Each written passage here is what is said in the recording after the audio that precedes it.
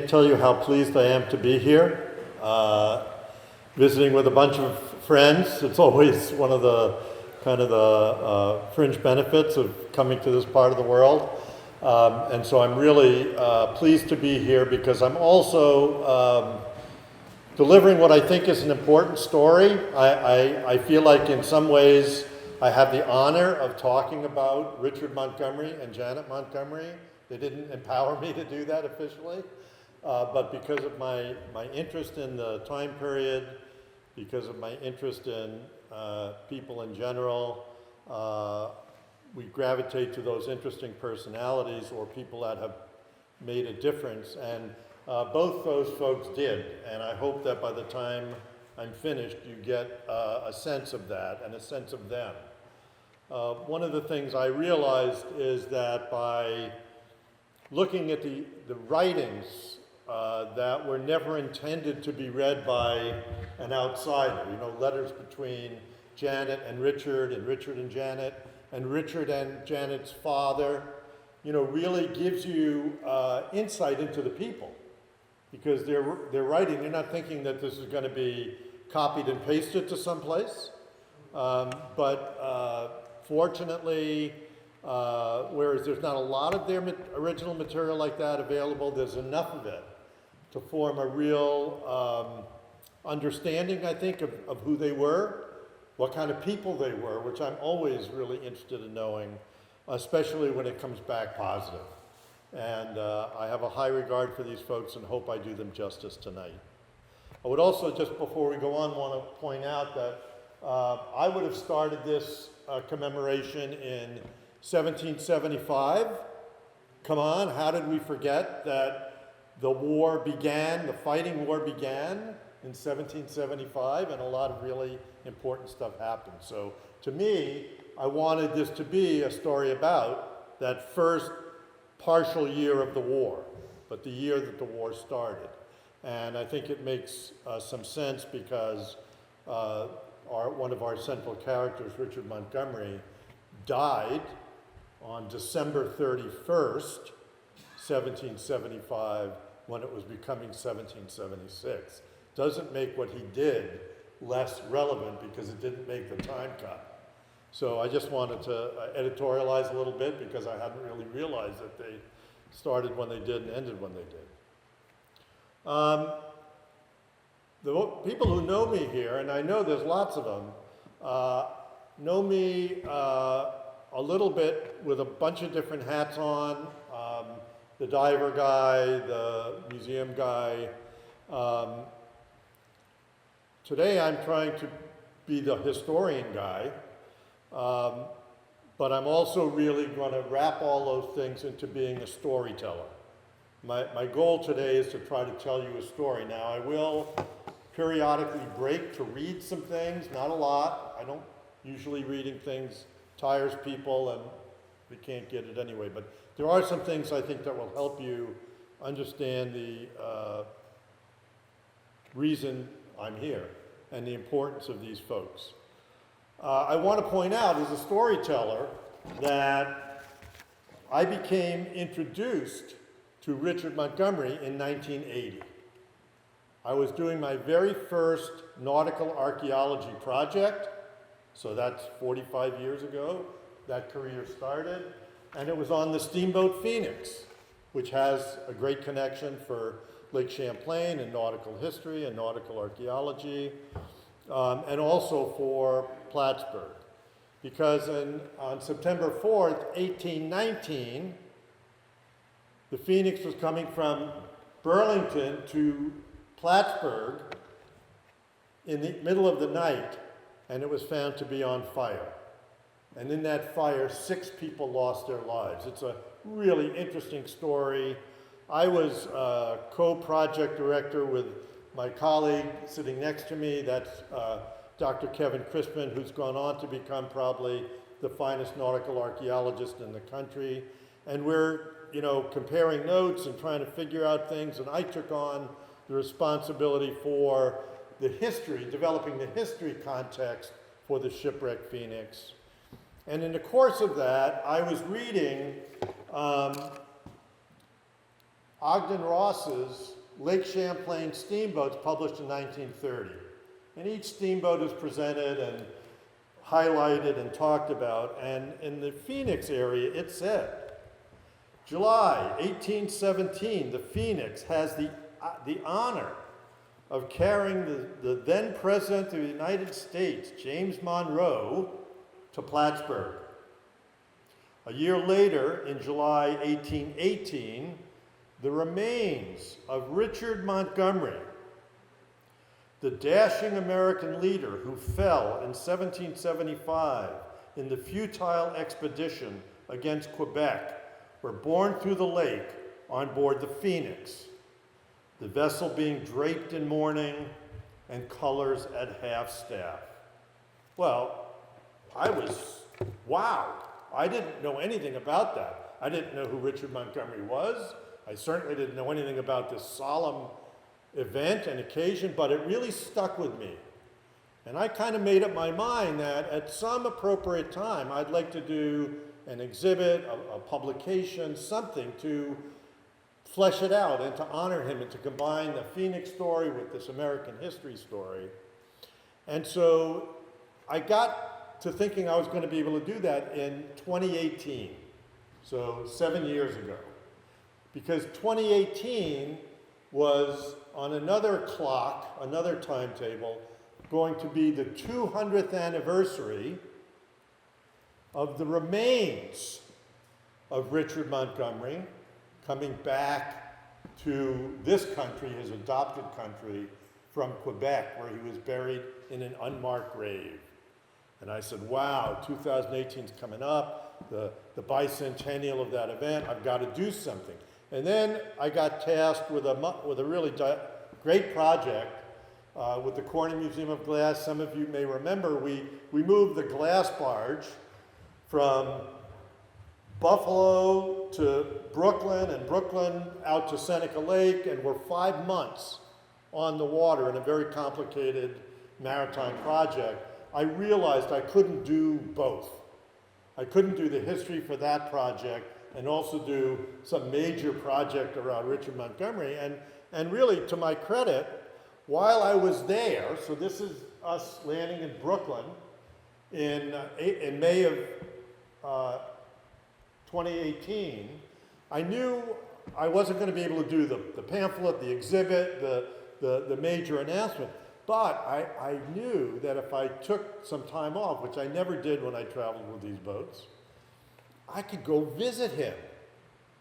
He's buried at St. Paul's Chapel, which if I take a ferry across from Brooklyn to the tip of Manhattan, I can walk over and spend time at his final resting place. And that became, for me, my way of connecting with that event. It wasn't going to be an exhibit, but it was going to be some solemn time. And I mean, I had intention. When I went over there, I wanted to sit with him, and I wanted to talk with him, and I wanted to be in his presence. And so I did that. However, I was unsuccessful, and it was a little bit disappointing because this is St. Paul's Chapel. It was completed in about 1766, which ironically is when Richard Montgomery left North America to go back to England. And I went there, and I thought I could find them relatively easily. The cemetery isn't that large, but it's large enough that it was going to take me much more time than I wanted to spend doing that rather than sitting with him. So I decided to walk into the chapel. Well, today, because of 9/11, the chapel is the miracle survivor of 9/11. Everything is security. I mean, you got to go through metal detectors to get in. You have people looking you up and down. It's really quite unpleasant, frankly. So I go in through the metal detector, and I just say to one of the security people, any chance there's somebody here, like from the history section or the archives, that can point me in the direction of Richard Montgomery? And what I got was a reaction of, who the hell are you, and are you going to blow us up, and is this something we need to be concerned about? And I'm trying to say, whoa, it's all about history. It's just coming to, honor one of your people. Go talk to that guy over there. So I went and talked to that guy, and he had the same first reaction. What are you doing here? Why are you here? So I finally explained why I was here. He said, well, it's not in here, so go outside and walk the cemetery. I said, fine, no problem. I'm happy to get out, not being thrown in the ground and arrested. I go out of the second door, and I walk in front of the chapel, and center in this chapel. Right here is the monument to Richard Montgomery, and he's buried right under it. So I was like, oh man, this is not right. So I went to the last guy that was throwing me out, and I said, come here.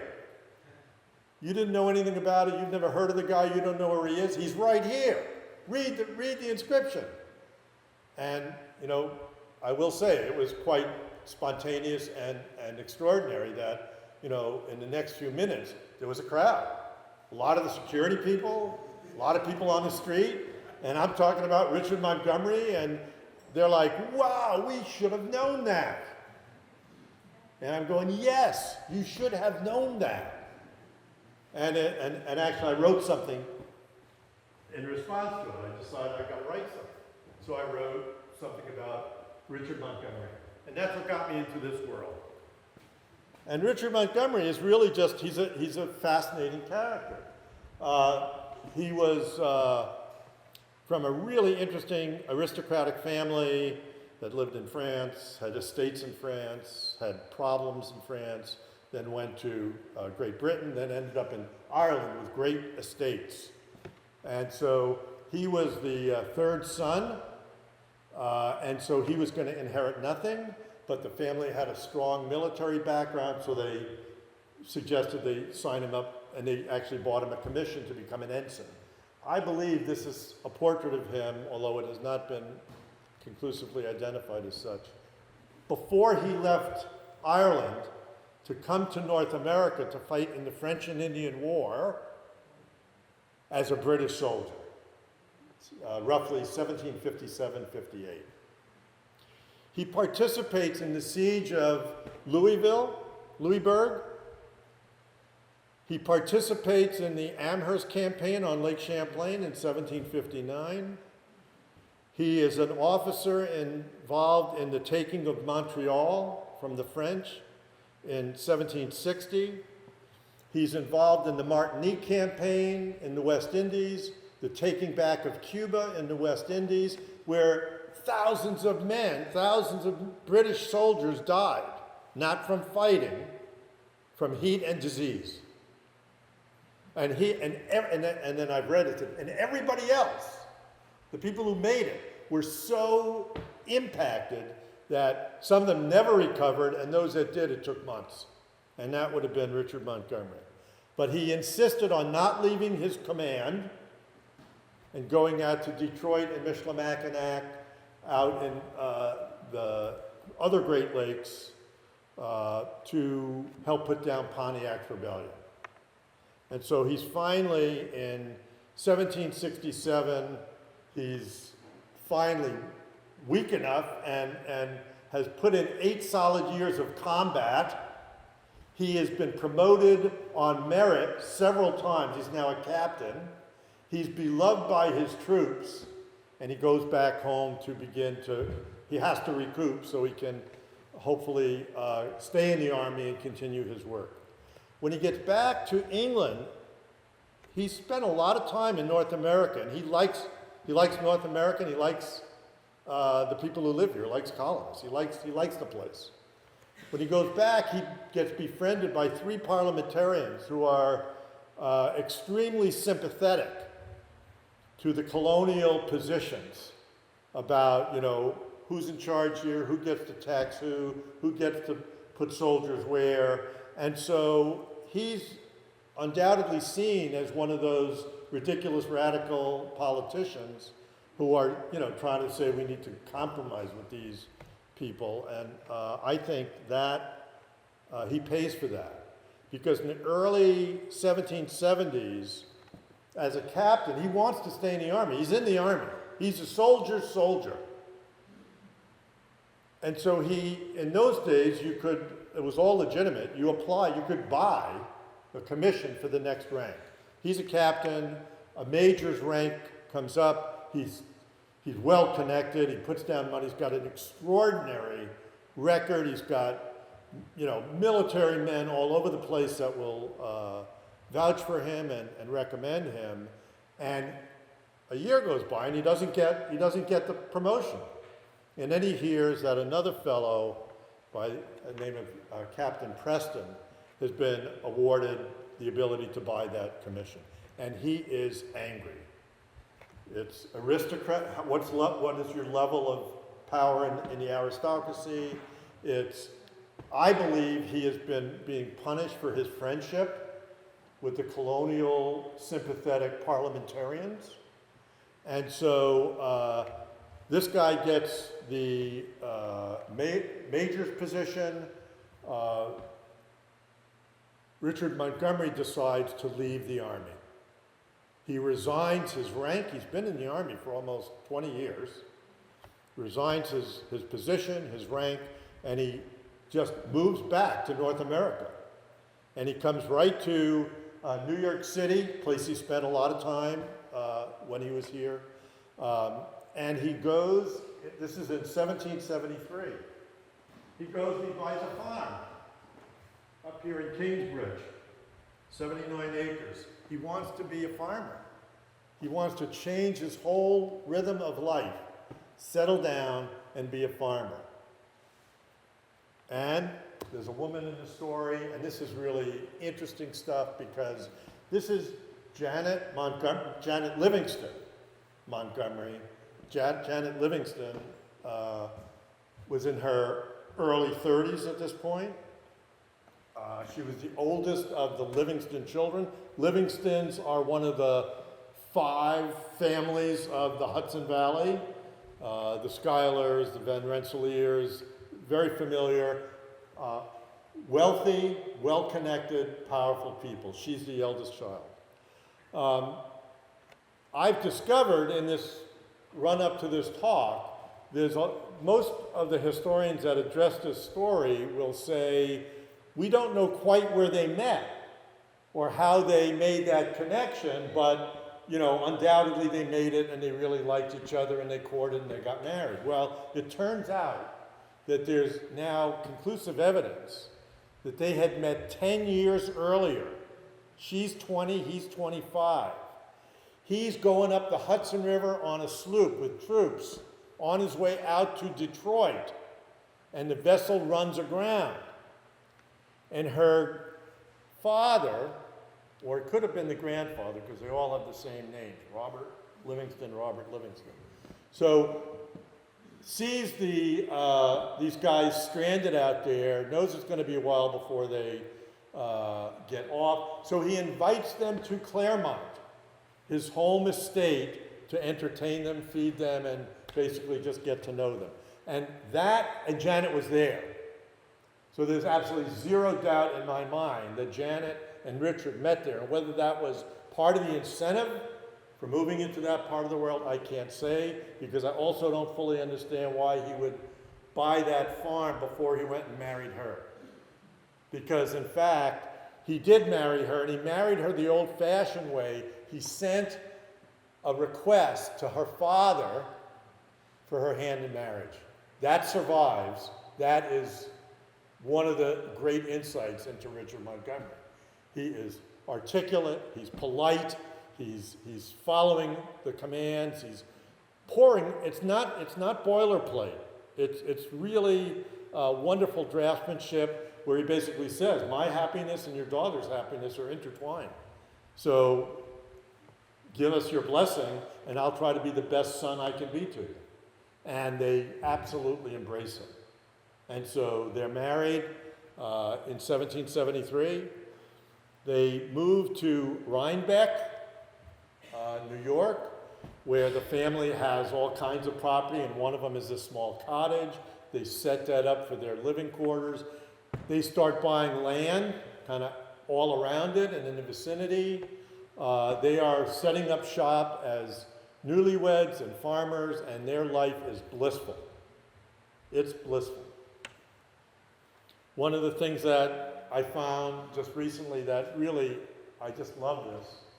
This is Richard and Janet in a mural in the Rhinebeck post office from 1940, trying to interpret what their life was like at that time. You know, they didn't have cameras, and I'm sure the guy who painted it wasn't there, but it's just so wonderful to me that this is how they're remembered at that time of life. Unfortunately, I keep throwing out the years, not because I'm a numbers guy, but because it's really important.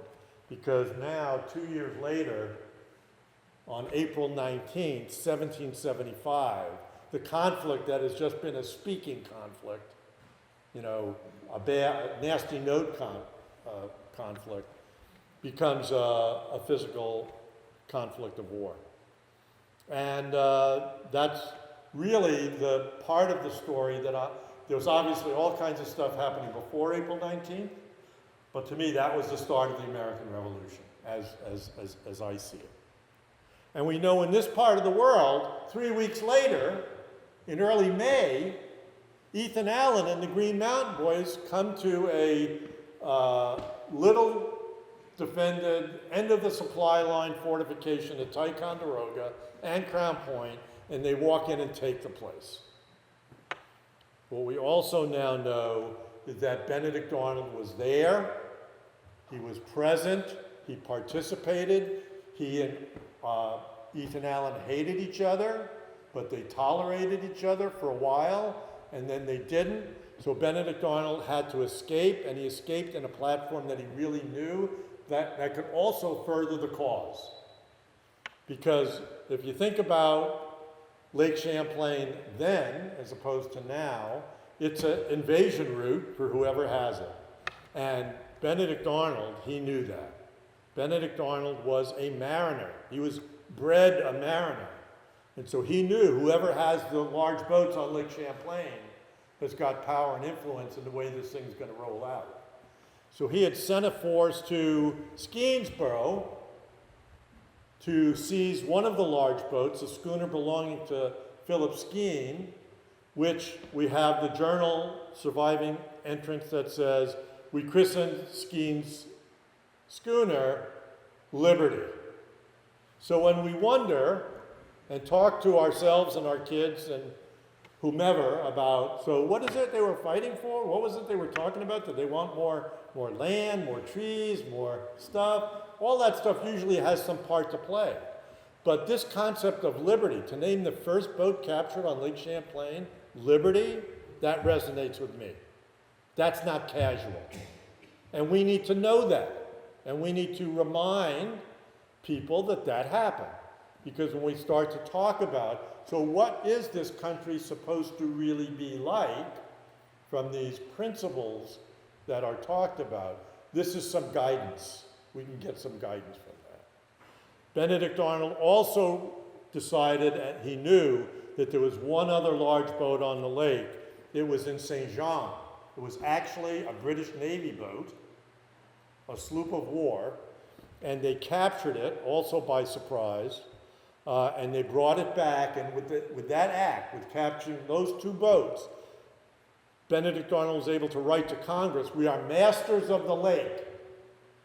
And both he and Ethan Allen, and I think they collaborated with these messages because they're so similar.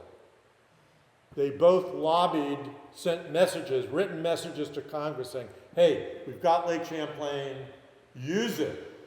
The Canadians are just waiting for us to show up. We show up, we're going to be able to shut this whole thing down." And so there was a lot of interest on the part. Congress was sitting there going, "Oh my God, we're at war. You know, what do we do?" It wasn't like there was a playbook for this. This was circumstance and the time period and what could possibly be done. And so Congress decides, hey, look, maybe we should, instead of abandoning Champlain, which was their first choice, they had written and saying, now that you've got Lake Champlain, we're going to bring you back, like to Albany. And they're saying, no, there's people up here. There's an opportunity up here. You need to not do that, but do this. And fortunately, Congress agreed. Congress also, about the same time, was appointing so there's going to be a fighting war. We need a commander-in-chief. And so George Washington enters our story as the man selected to be commander-in-chief. The Congress, in conjunction with discussions with Washington, decides they've got to raise an officer corps. You're starting from scratch, basically. So every colony was supposed to submit names and recommendations of 2 generals, one to be the major general and one to be the brigadier general. And so in New York, it turns out that Philip Schuyler was the political choice, generations of family, one of the powerful families. He is tapped to be the major general. And this newcomer, this is so wild to me. This guy has barely been around. He's been mostly living on a farm here, but there's something about him. You meet people in their professions, this is universal, and you go, this person, I don't want him changing my tire. This is the guy I want to insulate my house. Because they just have the experience, the knowledge, the tools, the impression that they can get the job done. And Richard Montgomery was one of those. He was, by the time he got here, he'd already been in the British Army for 17 years in almost steady combat for 8. He was really the soldier. And he gets nominated, and then he has this conversation with Janet, and she's not wild about it. You know, we've got a pretty good thing going here. The last thing I want to do is see you leave and maybe get hurt. And he says, how can I live in my adopted country that is asking me for help to preserve liberty here and not do that? What would you have me be? You know, if I turn this down, what kind of a person am I? What kind of a citizen am I? And so she reluctantly agrees. And so he becomes the brigadier general from New York. As Washington is traveling from Philadelphia to Boston to take command of the army that's now circling Gates's army in Boston, Washington meets with Schuyler and Montgomery to give them their commissions, which he signs himself. In that meeting, we now know that Richard Montgomery took Washington aside and said, you know, I think I could be of really good use to you on your staff. You know, I kind of really know this playbook of organizing supplies, all the things that go into running an army. And Washington says, that's basically why you've been tapped. We know you've got the background, the experience, and the skill. But I need you much more, you're going to be much more valuable to us in the Northern campaign. I need you to really engineer that. With Schuyler, they were going to do it together. And so this campaign that he's talking about is the invasion of Canada, the invasion of Quebec.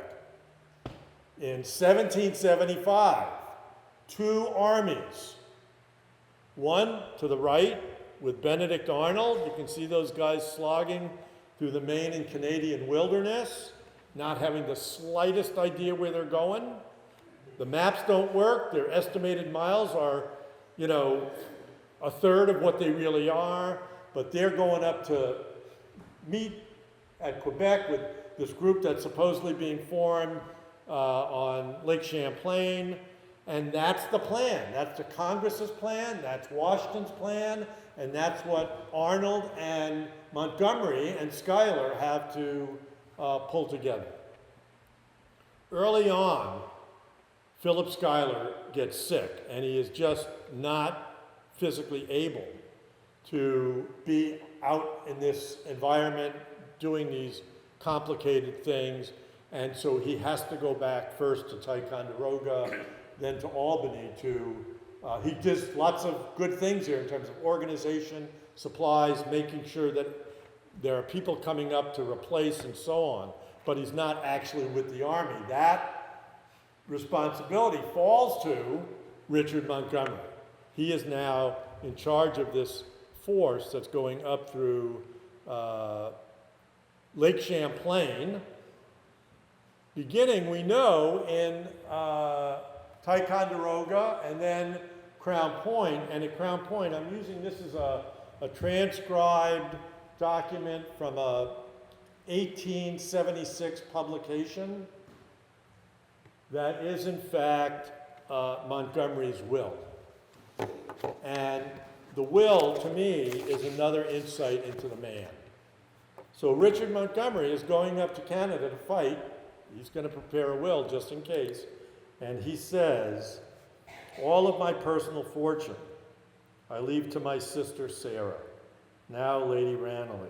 But he explains in the document, the ample fortune which my wife will succeed to makes it unnecessary to provide for her in a manner suitable to her situation in life and adequate to the warm affection I bear her.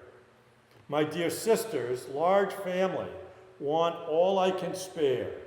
I could wish to recommend one or two of her young children to my Janet's protection. The Roberts, father and grandfather, become executors, and he leaves well wishes to his brothers because he knows they're going to be able to take care of himself. I just find this a measure of the man. So it turns out, I won't say this later, so I'll try to remember it now. It turns out that one of his sister's children, Janet does adopt, and he's living with her in her home for years, and she defines her will to leave all of her estate to him, and then he dies at sea, and so that gets changed. But she actually followed through with her husband's wish. So their task is to go up to British St. John, the fortification, and seize it by siege or whatever they need to do. While you're there, you might as well take Chambly, and if you can get St. John and Chambly, you might be able to get Montreal. And then all we got left is Quebec City, and that becomes the plan. But the calculation, and remember, there's two very, very capable military men in charge of this whole thing. For the Americans, it's Richard Montgomery. He is absolutely earning his money. He's a brilliant guy, and I'll explain a little bit about that further. But the guy on his counterpart on the British side, General Guy Carleton, he is another professional military man, and he is excellent. And these two guys playing chess, it's anybody's game who's going to win this, and it's not going to be determined until December 31st. But now it's September, and St. John is a pretty strong place before Carleton sends 800 men to it. The bulk of his professional regular soldiers, he's staking his claim on, if I can stop him here, that's the way to do it. So he puts the bulk of his troops in St. John, and he begins to repair and strengthen the fortifications. I mean, they're working around the clock trying to just make it a defensible place, knowing it could get under siege. Richard Montgomery gives us an insight into what this is like at this time period. He's writing to Janet. There's only about 7 letters that survive between the two of them. And he writes, "He is so exceedingly chagrined with the behavior of the troops, I most heartily repent having ever undertaken to lead them. Could I with decency leave the army in its present situation, I would not serve an hour longer." Then he, which to me says the guy had the honor of his word. He had agreed to be there.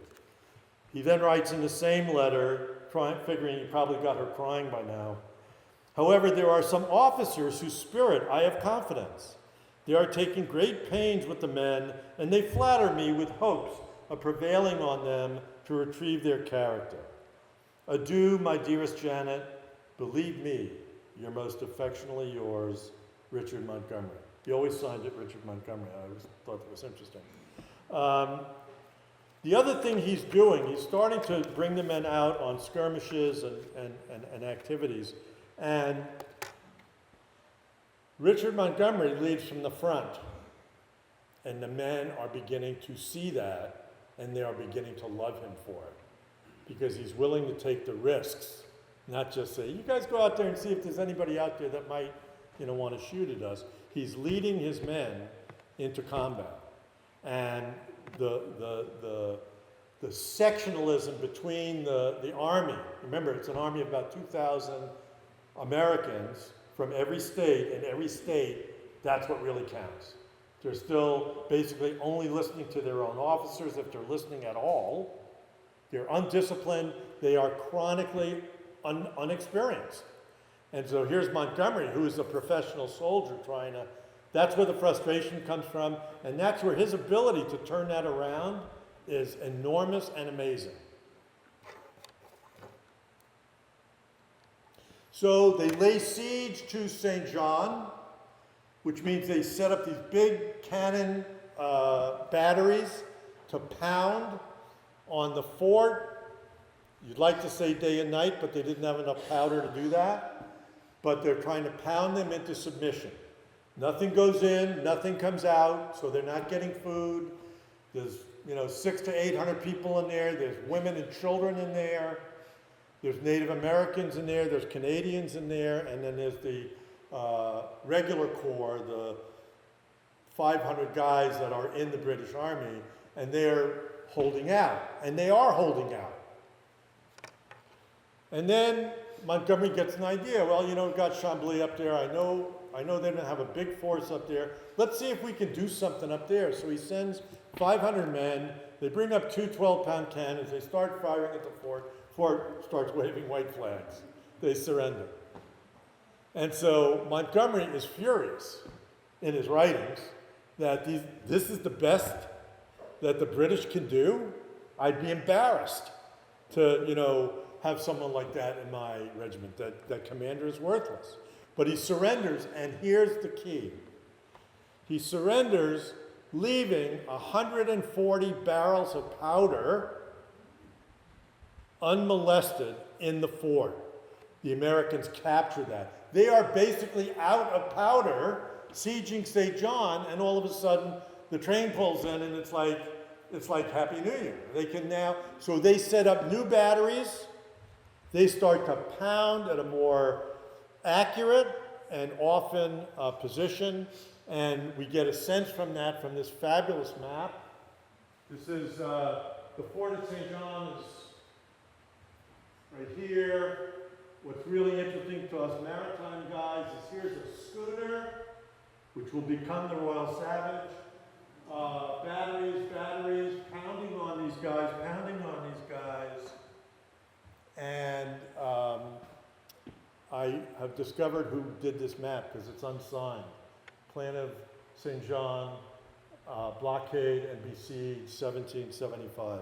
And the guy who drew this map is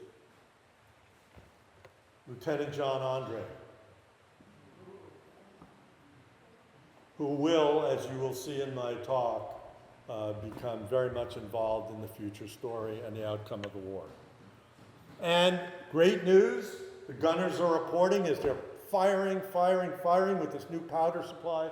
They've sunk the 16-gun schooner, which has put a total demoralized impact on the people that are trying to defend the fort. And so the commander of the fort, who's a major, has been in negotiations for a few days with Richard Montgomery for surrendering.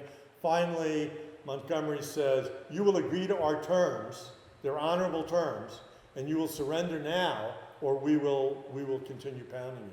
And he surrenders.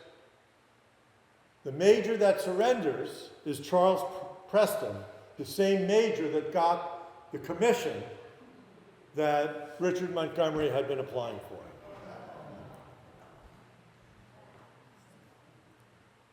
So now they've captured St. John. Oh, and they capture St. John. All the people that have been in place in St. John, except for the Canadians, allowed to go home. Native Americans are allowed to go home, but the professional military guys, they're all taken as prisoners of war and immediately sent south to Connecticut, to the jails in Connecticut. But they're sitting there now going, well, look, now it's late. It's November. We didn't really want to be here this late. It's November, and we've got Montreal. How are we going to do that? And Richard Montgomery starts to set up a strategy for taking Montreal. He doesn't know if they're going to resist. The commander of Montreal is, in fact, Guy Carleton. Their senior officer in all of Canada is defending that place. And so Montgomery's trying to be wise about how he approaches it, how he attacks it, what he does. And so, and he's got to get Carleton. He knows that if Carleton escapes, they've got their major chess piece, their soldier is really still out there causing them potential disaster. And so Carleton knows that too. And so Carleton realizes that he can't stay there. They can't defend Montreal. They have no troops. He's got 100 guys to face 2,000 men who've just tasted victory in two places. They're coming to get him. And there's no way to really resist that.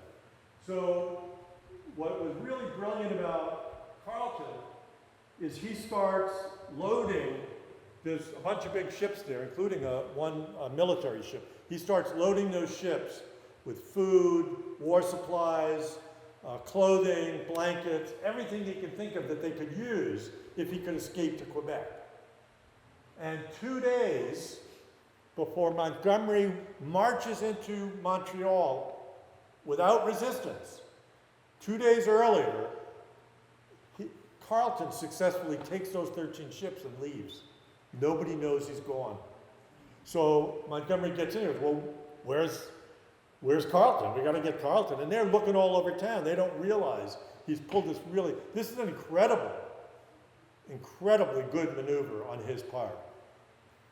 However, Montgomery, who's every bit as sharp as the military man, says, well, hell, they're in the St. Lawrence somewhere, but there's nothing to say that they've been able to get past Sorel. Remember, they don't have engines.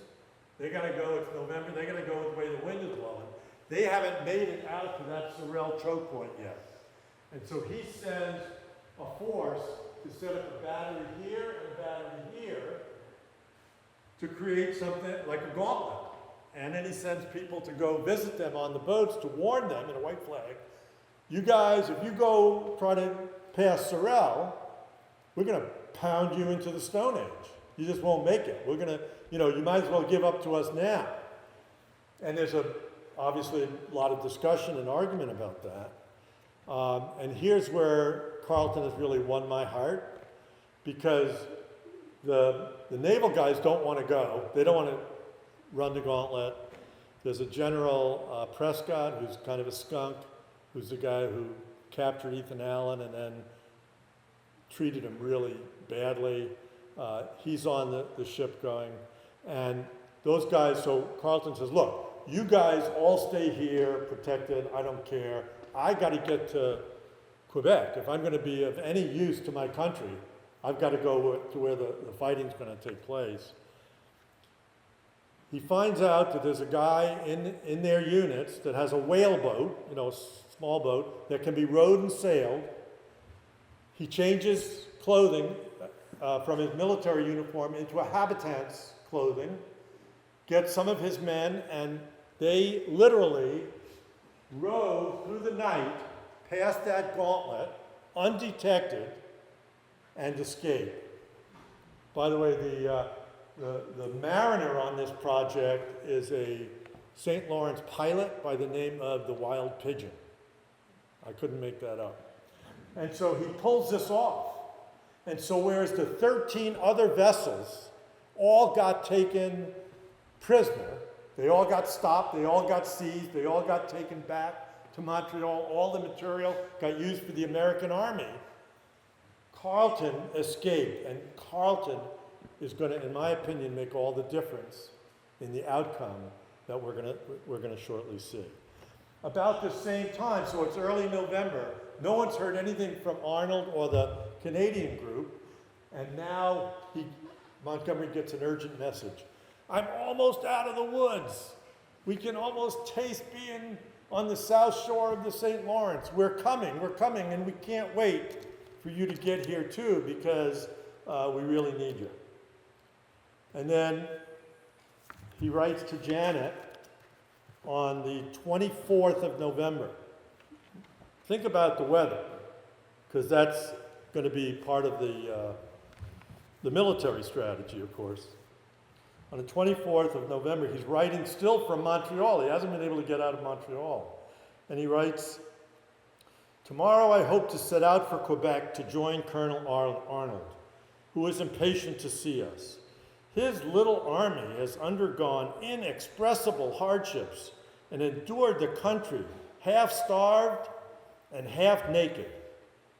Should fortune continue to favor, we will perhaps bring this business to a happy issue. I live in hopes to see you in 6 weeks. What I want to inject now is the concept of homesickness.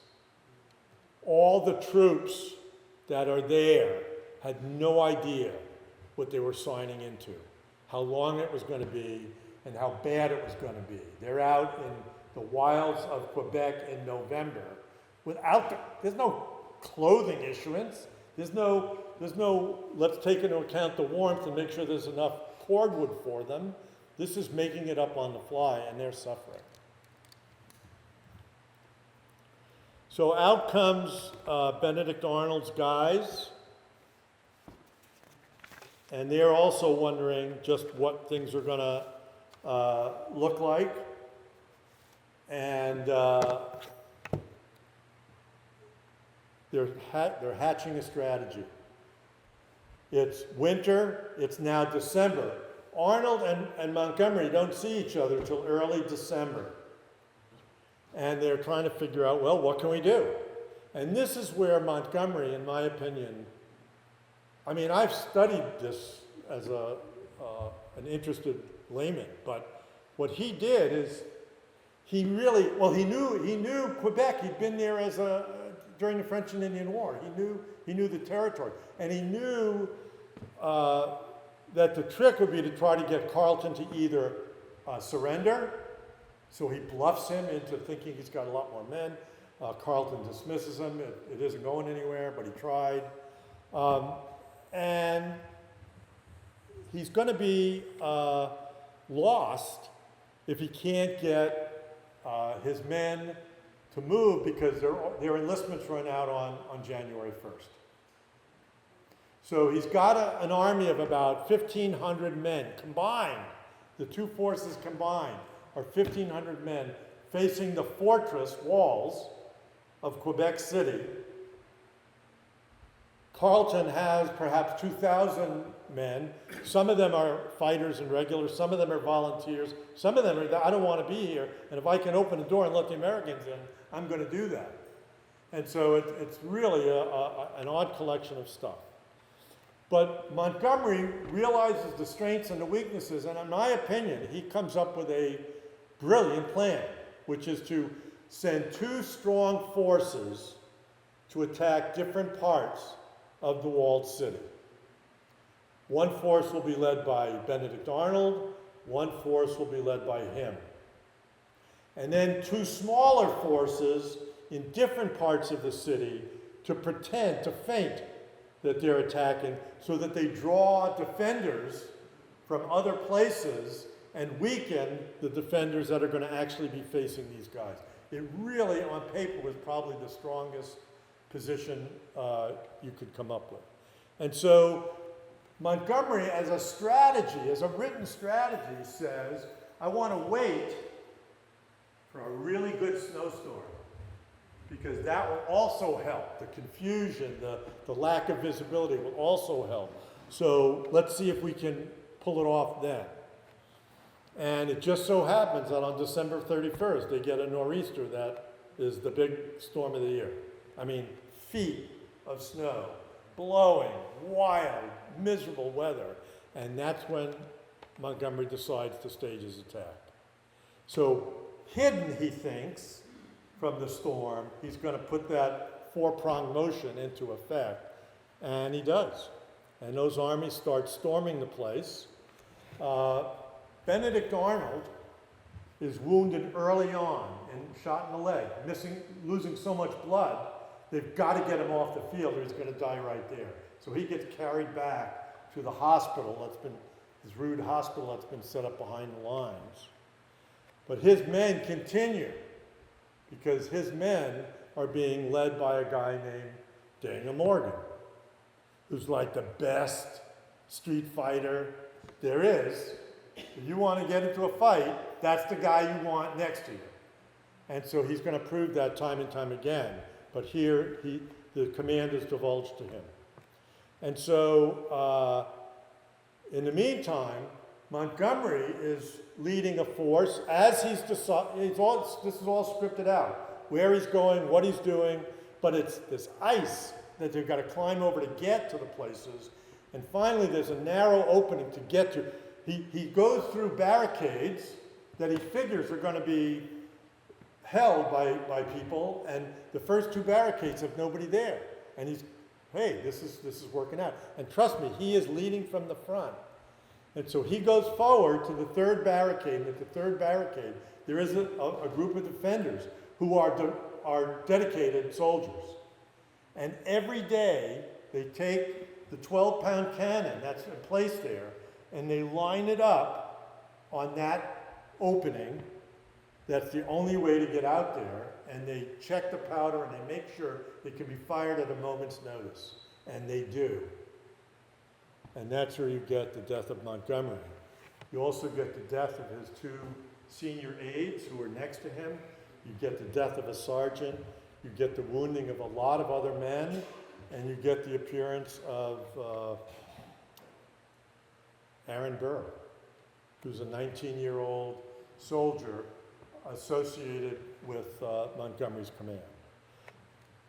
Aaron Burr tries to lift the now dead Montgomery back. Aaron Burr is a small man. Richard Montgomery is a large man. He can't do it. He has to abandon him on the field. So the troops under Daniel Morgan continue. They're making progress. But with Montgomery's force, now they just turned around and went back. They were being led by an absolutely worthless officer, and they just go back. They abandon the field. This is too much. We got to quit while we're ahead. We didn't expect anybody to really get hurt. And so they're leaving, whereas Daniel Morgan's going forward. But now Carleton can mass all of his defensive power at him. And so Morgan captures 100 guys first, and then he's surrounded and has to give up. And so 400 Americans are taken prisoner and remain prisoner all winter. It's the end of the Canadian campaign, they just didn't know it. But there's no doubt that that was the high water mark and the beginning of moving to the low water mark. The very next day, because the fighting stopped at that point, Morgan gives up. There's no more contest. The next morning, Sir Guy Carleton comes out onto the ramparts to see the damage that was done. He's heard about this successful cannon firing into a load of guys. They don't know who those guys are. They can see one guy's got his arm above the snow as if he's holding a sword. And so he literally sends out a force to literally take the snow off and identify who these guys are. They bring out one of the prisoners who knows Montgomery and identify him as one of the corpses. So it's clear that Carleton's main combatant rival in this affair is dead, which empowers him, empowers all of his people, and demoralizes the Americans. What Carleton does next is a mark of the man. He orders James Thompson, the overseer of works at Quebec, to go and separate the men, figure out who's who, and orders a respectful but private burial for Richard Montgomery, who we believe he knew from his days in the British Army years ago. And so he is assigned the task to give him a respectable burial, and he goes, and we now have enough information to know, he goes and brings him indoors to a man who makes coffins. And they make a coffin to lay him at rest. We also know that they find on his person this gold watch, and with RM initials on the watch and the seal. And Carleton sends this watch out to the American lines under a flag of truce so it can be brought back to his family in America. And it was actually within weeks of it being returned. At the same time, of course, Janet Montgomery learns about her worst fears and nightmare, and she will never get over it. She will live to be 85 years old. She will never remarry.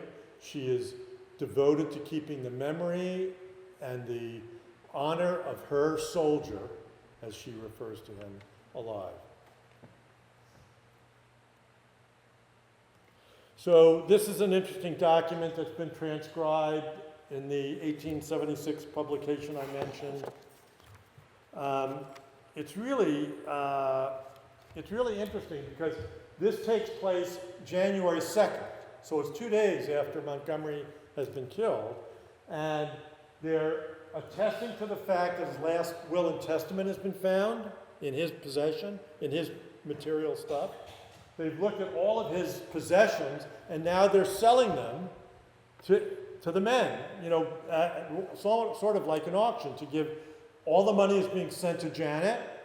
The accounting is being sent to Janet. It's very, very formal. And the person who attests to the will is Benedict Arnold, presumably from a hospital room. And he also purchases most of the material that was available. When the word of Montgomery's death reaches Congress, it is a crushing blow.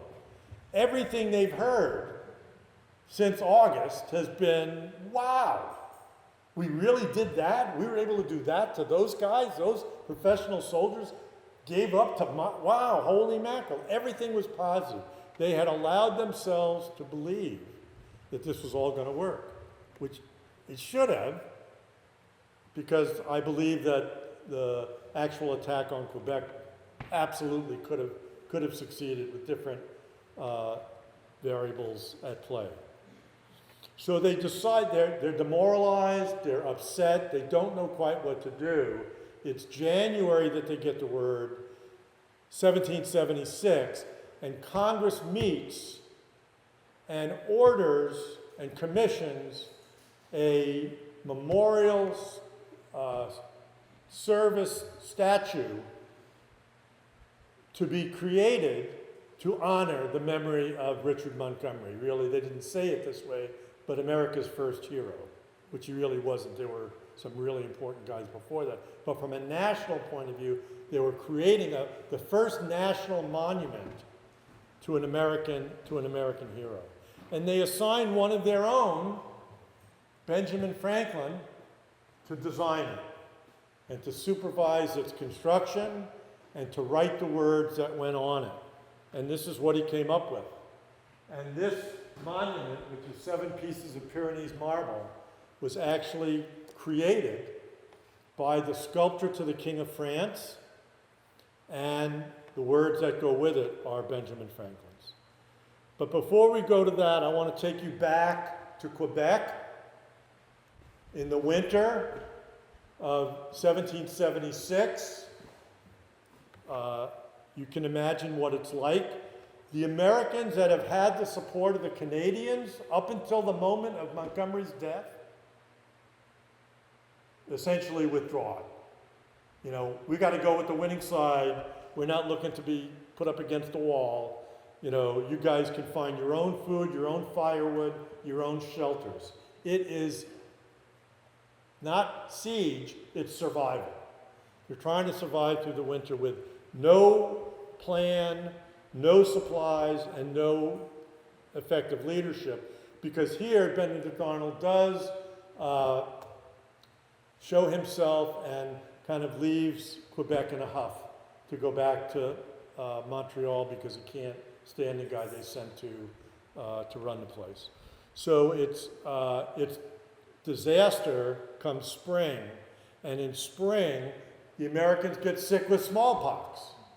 So just when it couldn't get worse, it did get worse, but they're still sending reinforcements up Lake Champlain and up the Sorel and over to come and reinforce the group in front of Quebec because maybe we can pull this off again. And just as they're having those discussions, debates, and wishful thinking, the British show up with a convoy from Europe with 8,000 fresh British and Hessian troops, everything they need to do war. Supplies, cannons, prefabricated boats. This is a prepared professional Army and Navy, and they show up, and at that moment, the Americans have absolutely no recourse but to retreat, which they do. And they retreat back along the route they've invaded, back into Lake Champlain. And what happens at Lake Champlain? At Lake Champlain, the British get to Saint Jean with all those people and all that stuff, but the Americans have the only large boats on the lake. And so now, 1776 is going to be a campaign for who can build the most boats quickly and keep control or get control of Lake Champlain. The fight that's going to take place is the Battle of Valcour Island. Any of you who've heard me before know that it's very hard for me not to now divulge into that story, but I can simply say that the Battle of Valcour Island took place between October 11th and 13th. Benedict Arnold was made the commander of that fleet. He was brilliant. He worked under Horatio Gates, who was the supreme general on shore, and they did a remarkable job of holding the lake for that season. The next season, the British are going to come and invade again, and I'll come right back to that. But before I leave Valcour Island, I do want to summarize it. I'm going to actually let Admiral Mahan summarize it, because this is kind of everything you need to know about Valcour Island. The little navy on Lake Champlain was wiped out, but never had any force, large or small, lived to better purpose or died more gloriously. That the Americans were strong enough to impose a capitulation on the British Army at Saratoga was due to the invaluable year of delay secured by their little navy on Lake Champlain. And that is just true. This guy said it better than anybody I've ever seen, and so I love to credit him and quote him. Now, it's interesting. The British Army that invades 1777 through Lake Champlain into the Hudson Valley, divide and conquer, should have been Carleton. Carleton was expecting to do it. Carleton was relieved of command because he didn't fight long enough into the winter season to satisfy the bean counters in London. Burgoyne lobbies for the position, he gets it, and thank goodness. Because if it was Carleton leading that army and not Burgoyne, it might have ended very differently. An interesting side note is that the American army in 1777 is being led by Horatio Gates, Arnold's buddy, his mentor, in the 1776 campaign. So he gets called up, and so he's the second in command, and he's in charge of the West Wing, the large wing of the army. The most prestigious position is given to the fighter Benedict Arnold. Unfortunately, Benedict Arnold and Horatio Gates that year couldn't be in the same room together. I'll pretend I was in the room when it happened. The two of them are, oh, Benedict, you're here. Yeah, I'm here, man. It's great. Let's go finish this off. And Gates is going, yeah, it looks good. I mean, things look pretty good. Here's what I'm thinking I'm going to do. I'm going to wait here behind these strong defensive lines, let the British come up, and then I'm going to mow them down, and then we'll... And Arnold says, that's ridiculous. What a stupid idea. You're not really going to wait to be attacked. Oh yeah, I got these, they're putting big trees out and cutting the ends off. It's going to be great. It'll be brilliant. And Arnold says, no way, man. If you're going to give me the west wing of the army, I want to fight. I want to go. And he says, well, it's not the strategy. Well, there's a battle. There's the first battle of Saratoga where Arnold does lead his wing of the army, and he is brilliant, and he absolutely carries the day. But it's the second battle, where by now the conflict has become so open and so ugly that Gates strips him of command. Arnold threatens to resign and leave, and he says, go for it, leave. I don't need you here anyway. It's that bad. And the troops, who are aware of this, because you can hear the guys screaming at each other, are absolutely demoralized. And when the second battle of Saratoga breaks out, Arnold is restricted to his tent. And the fighting starts, and his wing of the army goes out, and it's his guys. And then everybody else goes out. And the fighting is happening all over there. And he's Benedict Arnold, stuck in camp, wasn't going to happen. He commandeers a horse, he rides out to his army, and he says, boys, follow me. And he leads them to attack the strong positions that the British and Hessians have. And by all accounts, that's what made the victory possible.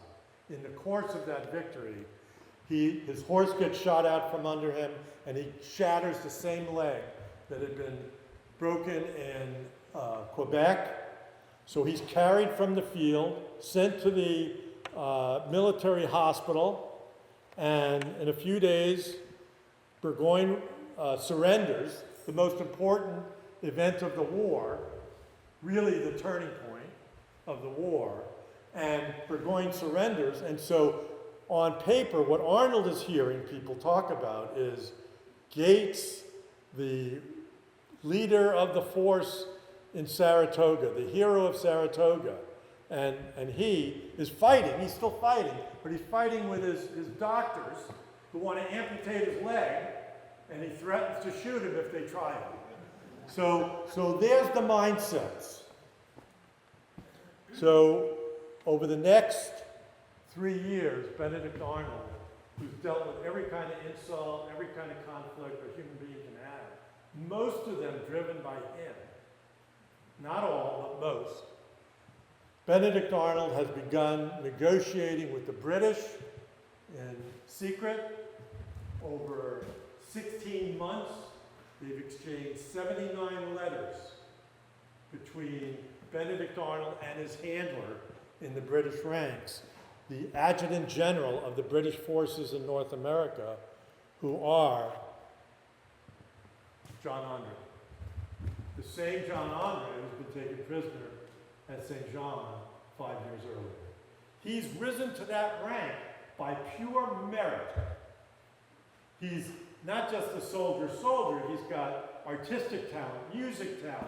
He's loved by everybody who meets him. He's an exceptional guy.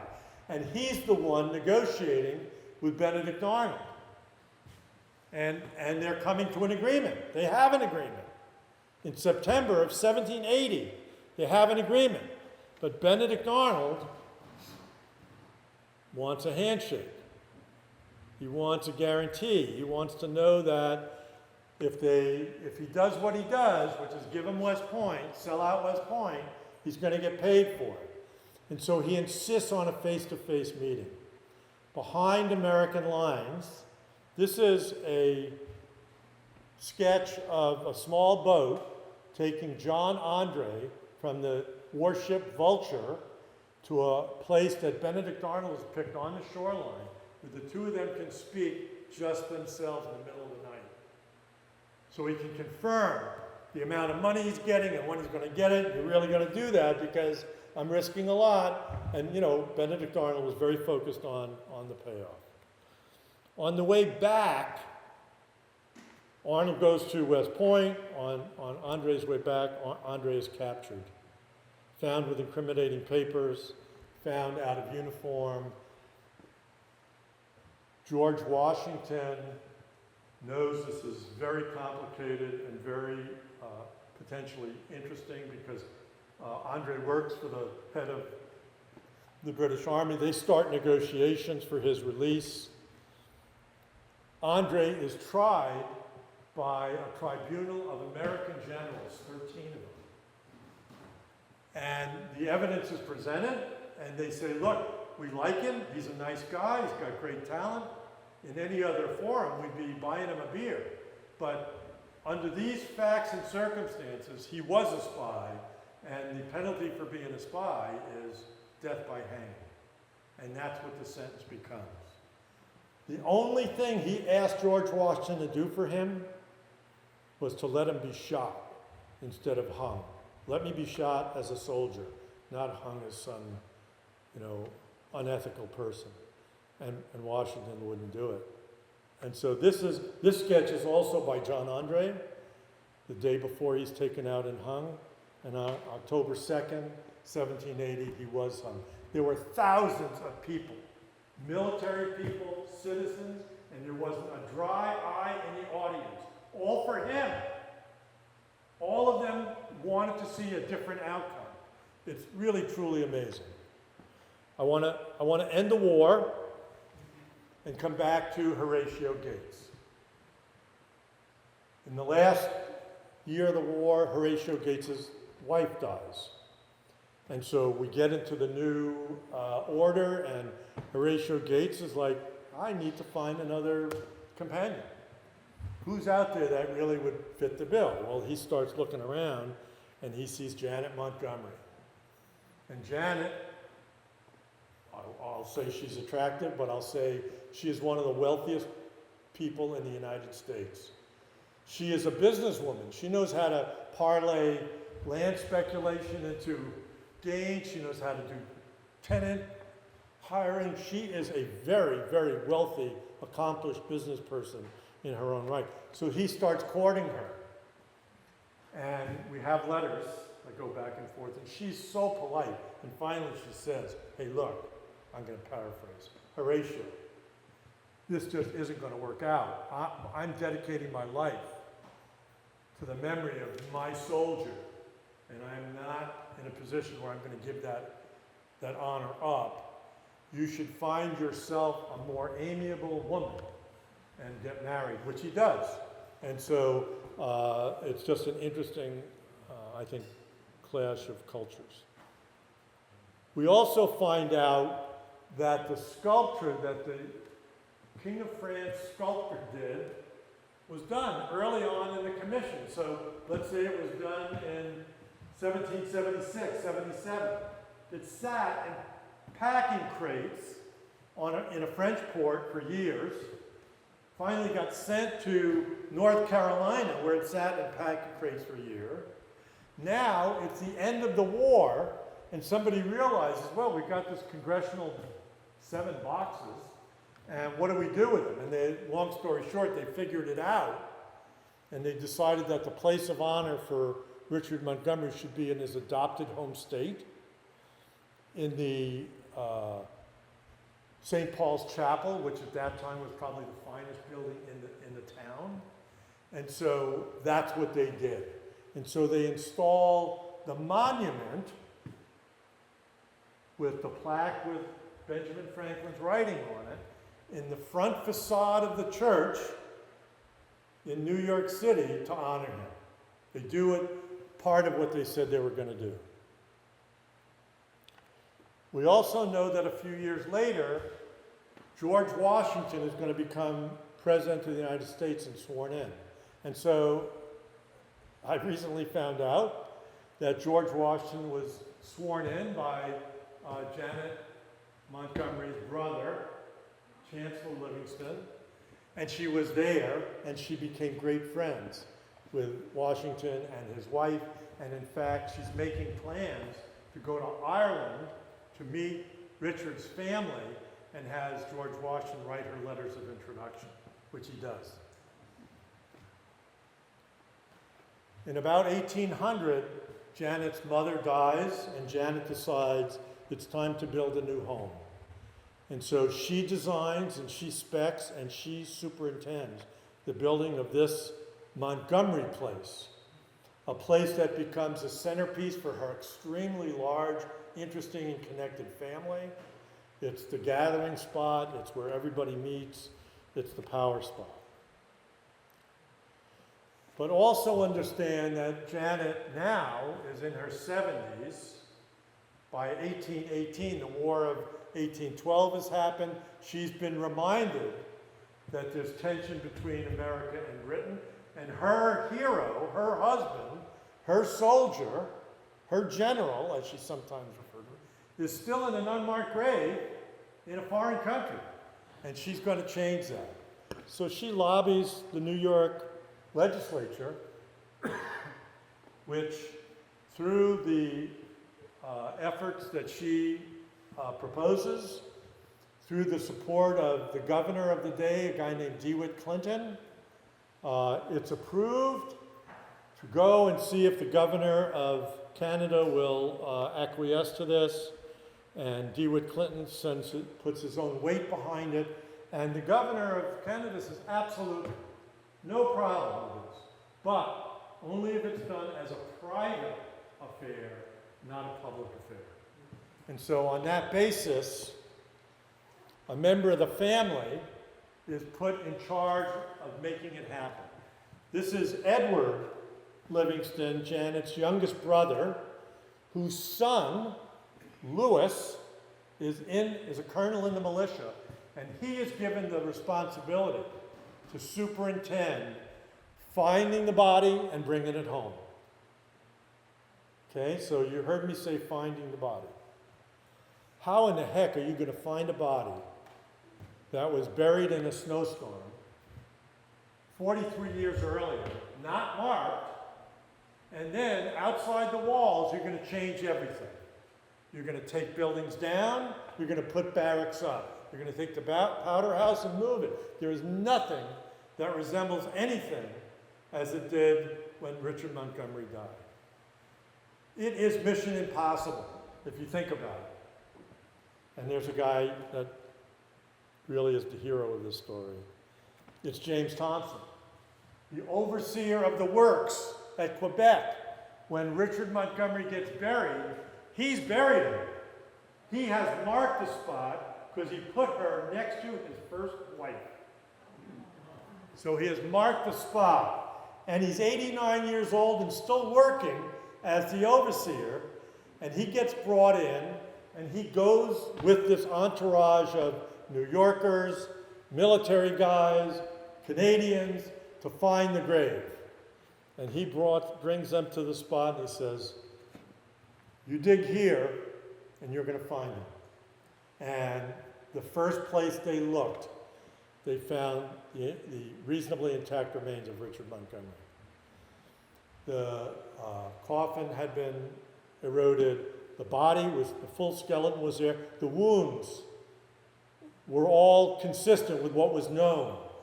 The parts of uniform and so on, everybody, there was total consensus that this body in this place could be none other than Richard Montgomery. And so now he comes on the slow and deliberate ride home. So from Quebec City, he takes boat and wagon and gets to Saint Jean, where the steamboat Phoenix meets him, has dark craped shades all around, flags at half-staff, and martial music being played, and brings him from Saint Jean to Whitehall, 120 miles. At Whitehall, a cavalry unit from New York, along with all kinds of dignitaries, are there to walk him from Whitehall to Troy, where he is put into his new mahogany coffin. And then he goes to the Capitol building, where he lies in state for 2 days as people come and pay their respects. The newspaper of every community along the way carries the description and news of this momentous event, this reconnection with a man who had given his life for the principles that have become our founding principles.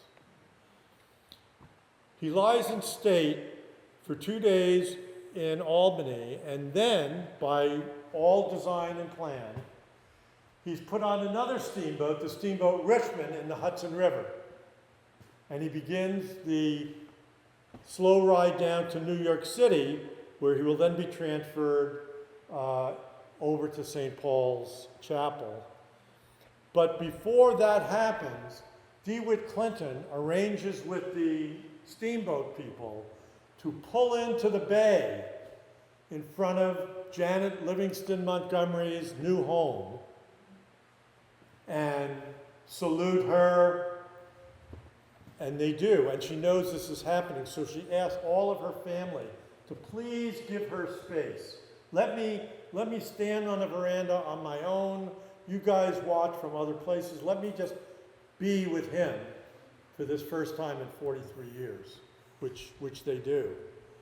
The steamboat comes in, they play the Death March, everybody salutes, they begin their final trip south, and the family comes in to comfort Janet and find her passed out on the floor, overcome with emotions that she hadn't had for 43 years. So, Richard Montgomery is brought to the chapel, and there he is interned under the original marble monument shown here that was commissioned by Congress in 1776, so that we would have a grateful remembrance. Posterity will have a grateful remembrance. And I will try to read you what is on this plaque. These are the words of Benjamin Franklin. This monument is erected by the order of Congress, 25th January, 1776, to transmit to posterity a grateful remembrance of the patriotism, conduct, enterprise, and perseverance of Major General Richard Montgomery, who was, after a series of successes amid the most discouraging difficulties, fell in the attack on Quebec 31st December 1775, aged 37 years. A second plaque was then added that commemorates his movement, and it says, "The state of New York caused the remains of Major General Richard Montgomery to be conveyed from Quebec and deposited beneath this monument, the 8th day of July, 1818. So we're just a few days past that. Janet Montgomery was asked by obviously everybody what she was now thinking, but she actually wrote her thoughts to her brother, Edward, who you saw in an earlier slide, and she said, "I am satisfied. What more could I wish than the high honor that has been conferred on the ashes of my poor soldier?" And here's the irony, one of the ironies. 3 years later, John Andre was disinterred from his burial place in Tappan, New York, put into this sarcophagus, and brought by boat back to England, to Westminster Abbey, where he is enshrined at the base of this monument. Both men getting very similar treatment, and I think honorably so. Well, General Montgomery's name has been used for a number of things. There's a Montgomery County in New York State. You all know that? I've traveled to Montgomery County on my travels with the Lois McClure, and what I would do is ask just about everybody coming on board, are you from Montgomery County? Yep. Why is it named Montgomery County?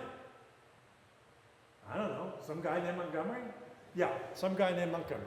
So what we choose to remember, we'll never forget 9/11. Well, we're forgetting 9/11. It's the way human beings do things. At the moment, it's the most important thing. So we'll be at this location tomorrow, I'm happy to say, with the American Legion, unveiling some outdoor signage and talking about the virtues of Richard Montgomery and Jacques Rouse, and I'm proud to do it. It just so happens, I've looked at a number of New York gazetteers where they introduced the counties. I've looked at 3 of them, and they all say the same thing, essentially, which is Montgomery County is named for a guy named Richard Montgomery who died in the Revolution. One liner.